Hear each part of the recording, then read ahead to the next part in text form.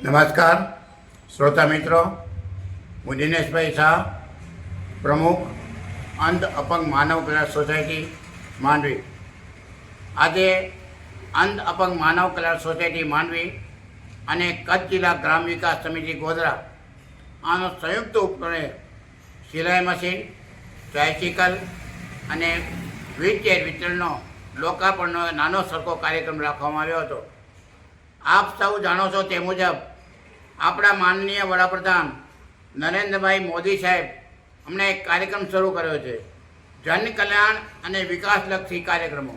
સમગ્ર દેશમાં મોદી સાહેબની સૂચનાથી જન કલ્યાણ અને વિકાસલક્ષી કાર્યક્રમો શરૂ કર્યા છે. અને કચ્છ જિલ્લાની વાત કરીએ તો કચ્છ જિલ્લાના કલેક્ટર શ્રી રાણવસિયા સાહેબે એની સૂચનાથી કચ્છ જિલ્લામાં પણ આ કાર્યક્રમો શરૂ થઈ ચૂક્યા છે. એ કાર્યક્રમની અંતર્ગત આજે આ લોકાર્પણનો કાર્યક્રમ ગોઠવવામાં આવ્યો હતો. આમ તો હું દિનેશભાઈ શાહ જ્યારે પ્રમુખ તરીકે 16મી એપ્રિલના ચૂંટાયો ત્યારે જ જાહેર કર્યું હતું કે દર મહિનાની 1લી તારીખે લોકાર્પણનો કાર્યક્રમ ગોઠવશું. એમાં જરૂરતમંદોને સિલાઈ મશીન, દિવ્યાંગોને ટ્રાયસિકલ, વ્હીલચેર વગેરે આપીશું. પણ વચ્ચે હમણાં જ એ કાર્યક્રમ કર્યો 1લી તારીખે. ત્યાર પછી જરૂરિયાત ઊભી થતાં આજે સમગ્ર કચ્છ જિલ્લામાં 3 સિલાઈ મશીન, 3 વ્હીલચેર અને 3 ટ્રાયસિકલ આજે અર્પણનો કાર્યક્રમ થયો.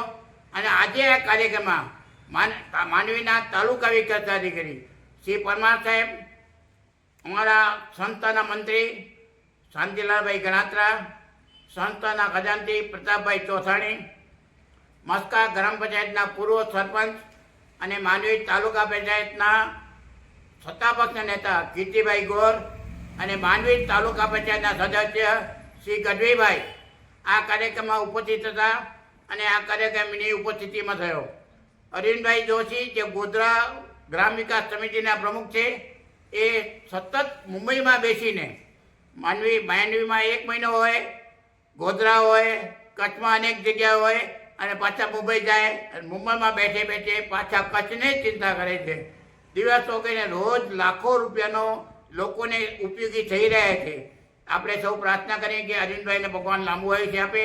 અને આજે જે દાતાઓએ સાથ સહકાર આપ્યો છે એ બધાનો હું આભાર માનું છું. અને આ સંસ્થા અમારી અંધ અપંગ માનવ કલ્યાણ સોસાયટી જે છેલ્લા 34 વર્ષથી કાર્યરત છે અને કચ્છ જિલ્લા ગ્રામ વિકાસ સમિતિ જે છેલ્લા 28 વર્ષથી કાર્યરત છે, આ બે સંસ્થાઓ સાથે મળીને 2 વર્ષને જે મોદી સાહેબે વાત કરી છે લોકાર્પણની અને વિકાસલક્ષી કાર્યક્રમોની, અને ખાસ કરીને મહિલાઓને આત્મનિર્ભર કેમ બનાવવા, આ કાર્યક્રમ અમે કરી રહ્યા છીએ. ફરીથી લોકોની જરૂરિયાત જેમ જેમ આવતી જશે તેમ તેમ અમે સંતોષ રહીશું. જય જિનેન્દ્ર.